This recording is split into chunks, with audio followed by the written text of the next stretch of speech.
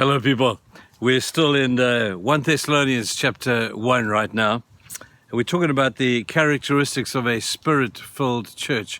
We've spoken about the wonder of obedience. We've spoken about faith. We've spoken about all those beautiful characteristics. But in verse 6, we read the following. It says this of the work of the Holy Spirit.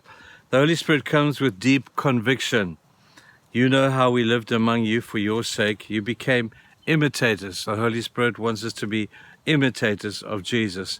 In spite of severe suffering, you welcomed the message with joy given by the Holy Spirit. The last characteristic I want to suggest to you about the work of the Holy Spirit, and a characteristic of a church or an individual that is filled with the Holy Spirit, is the characteristic of joy. Joy. It says here that the Holy Spirit brings with him joy.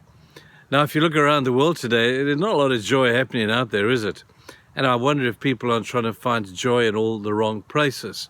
They're trying to find joy in freedom of speech, freedom of rights, freedom of responsibility, freedom of family, freedom of the legalism and the law that the country lays upon us. Everybody's out there looking for freedom, and they think that the freer they get from all this stuff, the happier they're going to be. Well, the question is, how happy is the world now? They've got freedom. Freedom of rights is like a big deal, and people are demonstrating and asking for it. And freedom of responsibility, nobody wants to take on responsibility. Everybody wants to just let somebody else take that responsibility. I just want to be free. And they think that that's going to bring them joy. Great idea, but it's wrong. It's not going to bring freedom like that. Is not going to bring joy at all. In fact, if you want an example of that, you could have a look in the book of Joshua and the book of Judges. At the end of the book of Judges, it says that there were no judges in the country, and everybody just did what they wanted to do and did what was right in their own eyes. And you suddenly find out that that led to chaos. It was chaos that brought them that. And the last verse of Judges puts freedom of choice and freedom of responsibility into a new light. When you're given that freedom, all the end result is when you do what you want to do and think you have the right to do, all it does is leads to chaos. It's got to be another source of joy that we have to find. And we realize today that that source of joy comes from the three things that we've been speaking about. It comes from obedience to God. There's no people more happy in this world than those that are obeying God. Those that are following his footsteps, those that are following his prerequisites, those who are following his principles and his pattern and his life, those are the happiest people that I've seen in my life. And they're not in bondage to the law anymore, but they're in freedom, freely giving themselves to obedience to Christ. When we begin to do that, we begin to experience the beauty of what this joy is all about. The next thing we found out that the happiest people in the world are the holy people. These are the ones who hate sin. Everybody thinks if I could just sin more, I'd be happier. If I could just do what I want to do, then I'll find freedom and I'll find joy. And they find that, in fact, that doesn't work either.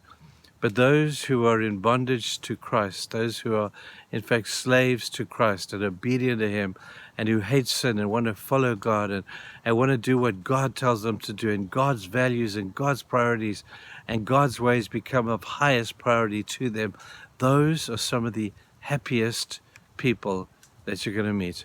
There's a joy that comes from within them, that comes from the security of knowing and winning God's favor. God always looks with favor upon those who desire holiness. God always looks in favor upon those who desire to know him better and to walk in obedience to him. The happiest people, third of all, are those who understand what it means to imitate Christ. That the things that were valuable to Jesus, when they become valuable to you, a great sense of joy will arrive on your doorstep.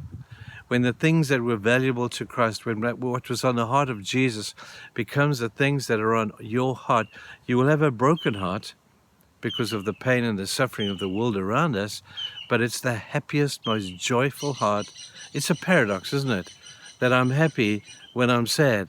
I'm sad for the world, I'm burdened for humanity, and yet within me lives this incredible God-given joy that transcends any level of happiness out there but gives to me the satisfaction of knowing I'm obedient to Christ, first of all, and then secondly, I'm walking a road of holiness, and walking in the paths of righteousness for his name's sake, Psalm 23, and then lastly, because I'm imitating Christ.